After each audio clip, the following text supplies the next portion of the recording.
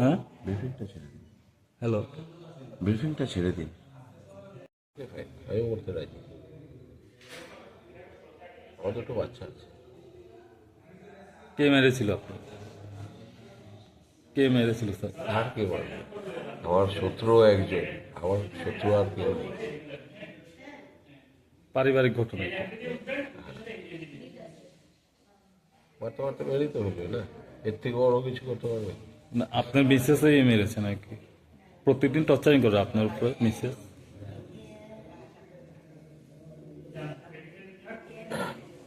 আমি সব দোষী, আমি পাপী, ঠিক আছে?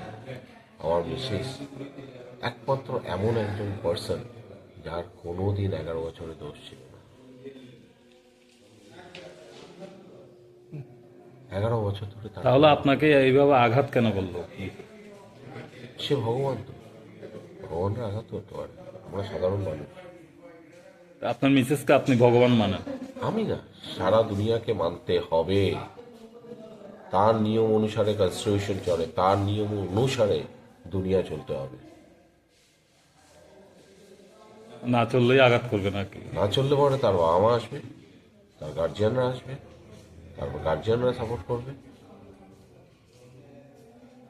তো এখন কি আপনি আপনাকে যে এইভাবে আঘাত করা তারা সব হয়েছে? ভগবান, তারা সব ভগবান, তারা যেটা বলে তাই ঠিক বলে সারা দুনিয়াতে। তারা মানুষকে মানুষ মনে করে না। আপনি কি এই ব্যাপারে মামলা করবেন? আমার দুটো বাচ্চা আছে বলেছি না, মারতে মারতে আমাকে মেরে ফেলবে, আমি মরতে রাজি। মানে আপনার মিসেসের হাতে মরতে রাজি হ্যাঁ, আপনি? আমার ছেলে মেয়ের জন্য মারুক না, ছেলে কত মেয়ের মারবে? জন্য? মারুক না, কত মারবে, মারুক। আমার যতদিন রক্ত আছে আমি দিয়ে যাবো। ঘটনা কি কালকে রাত্রে ঘটনা? এটা একদিনের কথা নয়, 11 বছর ধরে মানে 11 বছর ধরে এইভাবে আপনার উপরে বিভিন্ন অ্যাঙ্গেল দিয়ে, বিভিন্ন ভাবে আমি সবসময় নিজের মান সম্মানের জন্য সবকিছু চেপে যাওয়ার চেষ্টা করেছি। আমার তাকে মদ এনে দিতে হয়, সিগারেট এনে দিতে হয়, মদ বিড়ি সিগারেট এনে দিতে হয়? আর না এনে দিলে পরে সে রাত 12টার সময় চলে যাবে, আমার মান সম্মান যাতে হানি হয়।